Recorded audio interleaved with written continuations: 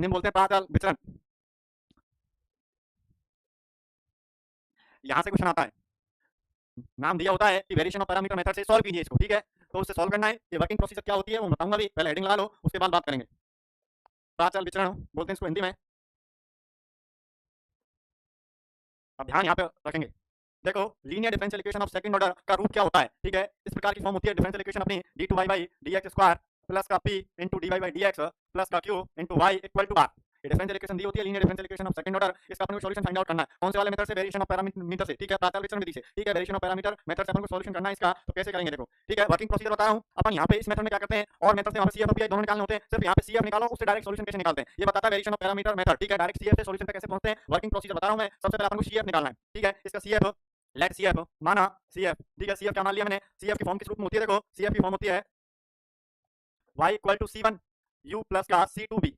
कोई दिक्कत है, u और b के स्थान पर e की पावर x, e की पावर माइनस का x इस टाइप का आते हैं, ठीक है। C1 C2 वहां पे भी आते हैं। मैंने सेकंड ऑर्डर है तो दो आर्बिट्री कांस्टेंट आएंगे, तो दो आर्बिट्री कांस्टेंट लिख दिया। C1 C2 वर्किंग प्रोसीजर समझा रहा हूं एक बार, ठीक है। इस मेथड में क्या करना है, CF से अपन को डायरेक्ट कंप्लीट सॉल्यूशन पे कैसे पहुंचते हैं वो बता रहा हूं, ठीक है। CF से डायरेक्ट कंप्लीट सॉल्यूशन पे कैसे पहुंचते हैं वो बताता है ये मेथड, वेरिएशन ऑफ पैरामीटर प्राचल विचरण विधि से डायरेक्ट सॉल्यूशन कैसे निकालते हैं CF से, ठीक है। तो मैंने CF मान लिया इसका क्या, CF मान लिया C1 U प्लस का C2B, ठीक है। ये CF मान लिया, इसका डायरेक्ट सॉल्यूशन कैसे निकालेंगे, तो देखो इससे डायरेक्ट सॉल्यूशन निकालते हैं। Let complete solution working procedure बता रहे हैं, इससे बाद एक क्वेश्चन कराएंगे इसी टाइप से, ठीक है। ध्यान दो, मैंने कंप्लीट सॉल्यूशन मान लिया। कंप्लीट सॉल्यूशन इसका क्या होगा, देखो ये नहीं पूछा जाएगा आपसे, लेकिन आपको पता होना चाहिए। y equal to complete solution, C1 के स्थान पर मैं कैपिटल A लिख रहा हूं, ठीक है, और U के स्थान पर U लिख दिया भैया, ठीक है। और C2 के स्थान पर क्या रख रहे हैं, C2 के स्थान पर मैं कैपिटल V लिख रहा हूं, और ये भी कोई दिक्कत, ठीक है। क्या किया मैं रिपीट कर रहा हूं, CF माना मैंने सेकंड ऑर्डर की लीनियर डिफरेंशियल इक्वेशन है, तो देखो आर्बिट्री कांस्टेंट CF इसी फॉर्म में आता है, C1 e की पावर x प्लस का C2 e की पावर 2x इसी फॉर्म में आता है, ठीक है। यदि इमेजिनरी रूट होते हैं वहां पे C1 C2 आते हैं, तो कोई दिक्कत नहीं है। तो C1 C2 मान लिया मैंने आर्बिट्री कांस्टेंट, और U और B के CF के कोई दो सॉल्यूशन है, तो CF को इस फॉर्म में मान लिया, ठीक है। इसी फॉर्म होता है CF, ठीक है। तो कंप्लीट सॉल्यूशन कैसे करेंगे, C1 के स्थान पर A रख देंगे और C2 के स्थान पर B रख देंगे। क्या रख देंगे, C1 के स्थान पर कैपिटल A और C2 के स्थान पर कैपिटल B रख दिया, ठीक है। अब क्या करना है, ये आपका कंप्लीट सॉल्यूशन आ गया, क्या आ गया,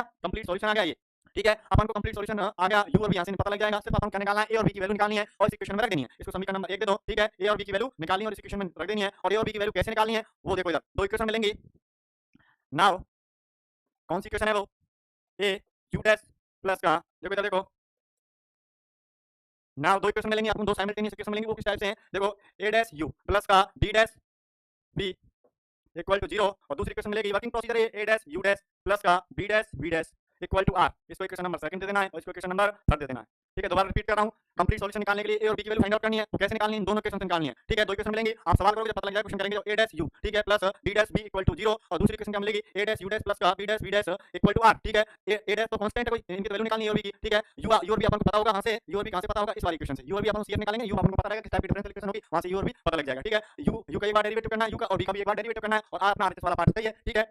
यहां से अपन क्या निकालेंगे, a और b की वैल्यू निकालेंगे, ठीक है। यहां से क्या निकालेंगे, यहाँ से तो a डैश b डैश निकलेगा, अरे इन दोनों, क्योंकि a डैश b डैश की फॉर्म है, a डैश भी निकलेगा b डैश भी निकलेगा, ठीक है। लेकिन a डैश को मैं क्या लिख दूंगा, a डैश को लिख देंगे dA अपॉन dx। यहाँ से इंटीग्रेट करेंगे तो a की वैल्यू फाइंड आउट हो जाएगी, ठीक है। यहाँ से किसकी वैल्यू फाइंड आउट हो जाएगी, a की वैल्यू फाइंड आउट हो जाएगी, ठीक है। और इसको b डैश को क्या लिख देंगे, dB बाई dx, ठीक है। यहाँ से इंटीग्रेट करेंगे तो b की वैल्यू फाइंड आउट हो जाएगी, a और b की वैल्यू उठा के समीकरण नंबर 1 में रख देंगे, वो आपका क्या हो जाएगा, कंप्लीट सॉल्यूशन हो जाएगा।